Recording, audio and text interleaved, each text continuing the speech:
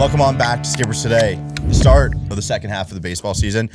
First of all, first half and second half doesn't make sense because they're not an even amount of games. It's pre-All-Star break, post-All-Star break is what I think we should. I don't know why. I guess they want to call it the Midsummer Classic because they want to put it in July.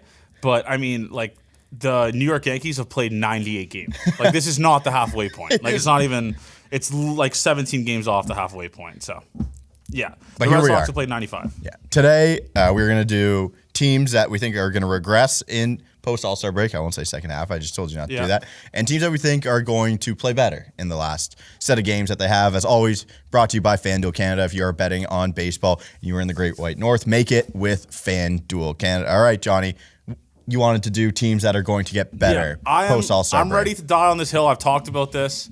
By the way, that camera looks like it's not even on me, but whatever. It's a wide-angle lens. I know. It looks like it's not on me. But anyways, the Houston Astros for me, this is like betting against the Chiefs last year, right? Chiefs, terrible start. Everyone ruled them out, just like the Astros this year. The Chiefs went like 5-1 to start the season, I'm pretty sure. I know, but at Christmas, they were terrible. They lost to the Raiders at home. We remember that exact point. Okay. Everyone was down on the Chiefs. This is where I'm at with the Houston Astros. They're one of the best hitting teams in baseball right now. They're hitting .262, which is leading the league in average, and they are top 5 in the American League in weighted runs created plus. They're getting Justin Verlander back.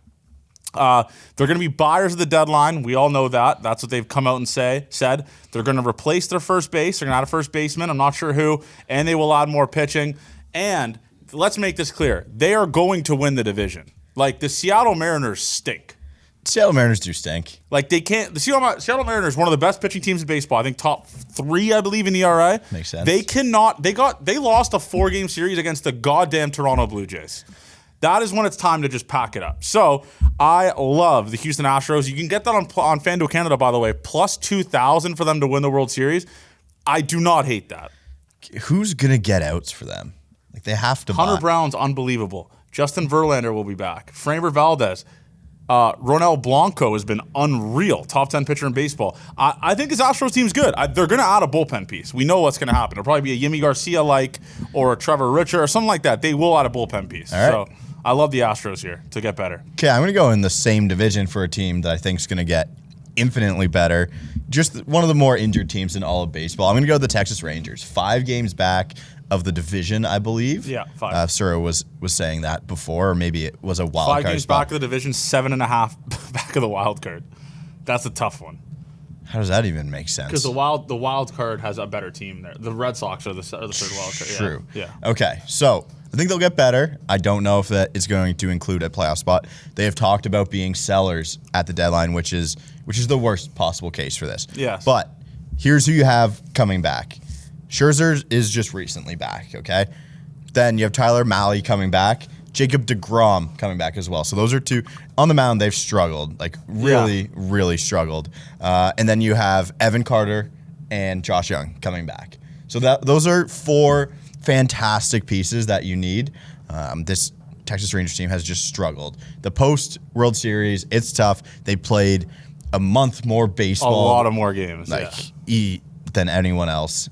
So I think the Texas Rangers just figure things out in the second half and make a push.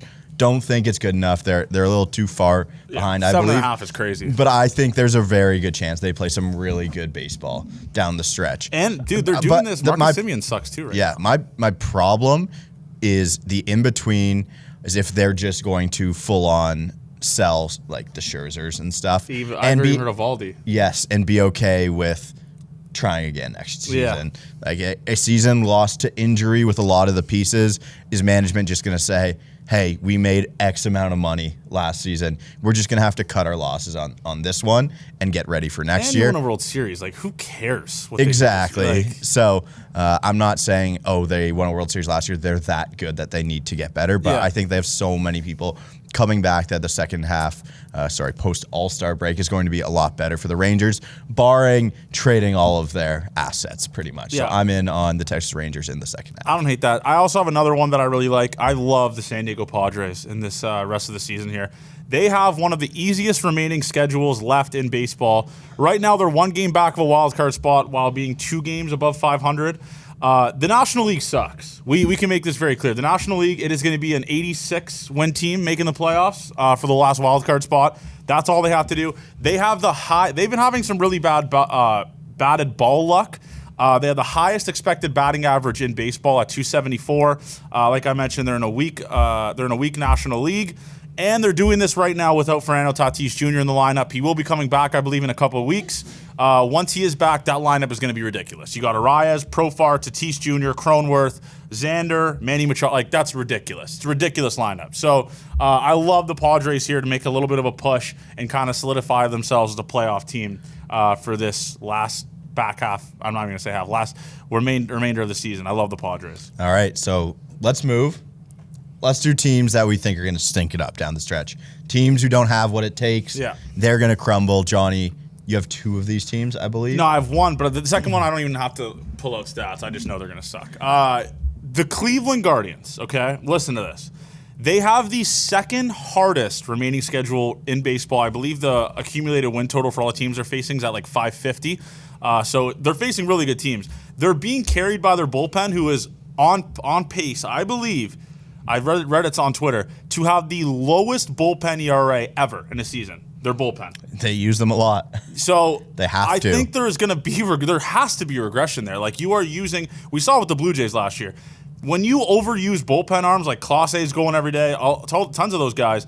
Gaddis, Henches. Yeah, they're going to regress. I think they're a good baseball team. They mash. Progressive Field is a goddamn launch pad. But their pitching has fallen apart. Like, their starting pitching, they lost Tristan McKenzie to AAA, got sent down.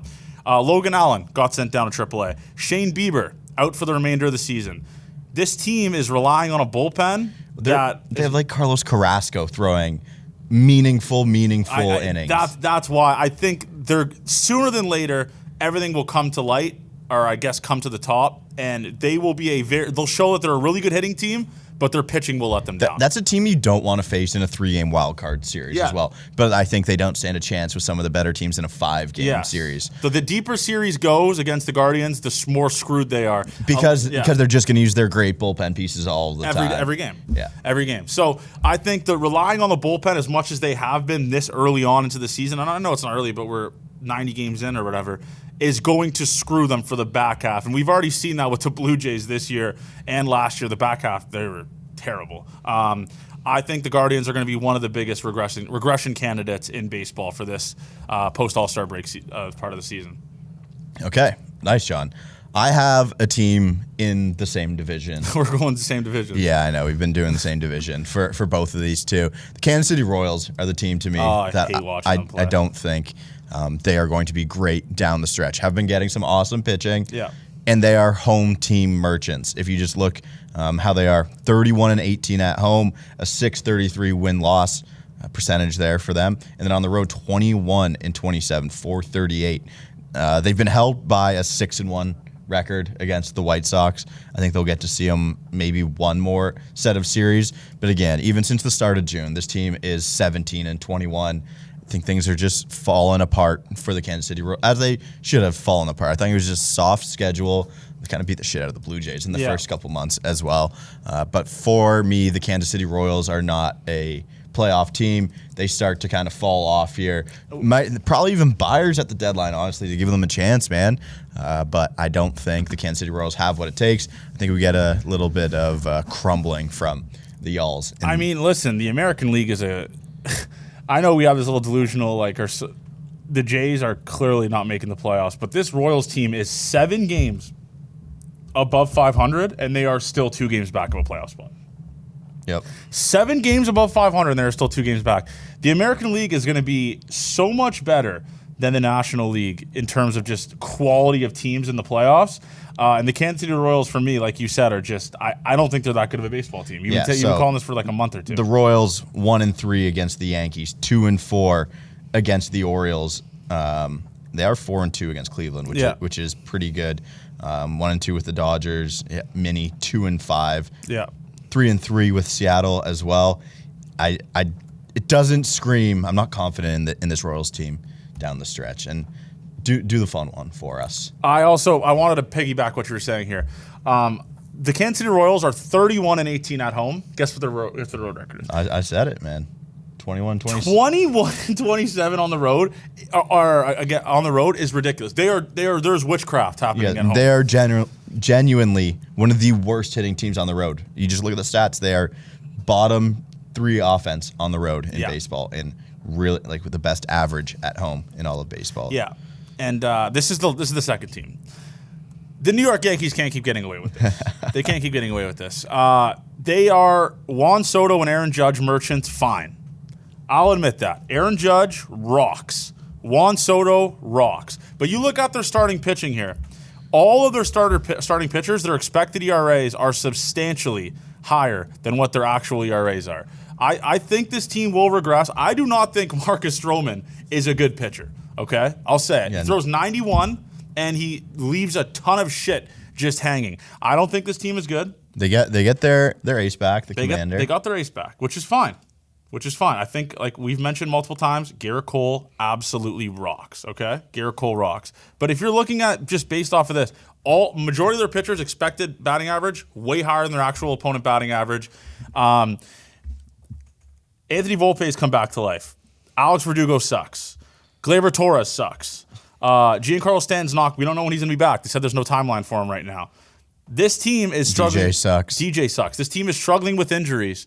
And right now, I'm ready to say this. I think the Red Sox finish above them this year. I like that. The Boston Red Sox finish above the Yankees this season. I think the Boston Red Sox are a fun, good team, really good pitching. Their hitting is getting way better. This Yankees team, I don't see a world where they'll probably make the playoffs based off of how good of a start they got to, but they're going to lose in a wild card probably, or they're just going to regress like crazy for the second half. And we've already started to see it. They're the worst team in baseball the last 3 weeks. So awesome. That's what you have there. And listen, a little bit of this, me being a Jays fan, hating the Yankees, but I think the Yankees regress. So. All right. Well, there it is. Let us know in the comments what you think. Teams that are going to get better post All-Star break and teams that are going to regress. Again, thank you to FanDuel Canada for sponsoring the video. Enjoy post All-Star break. Our baseball is back, and we will see you guys full slate next week.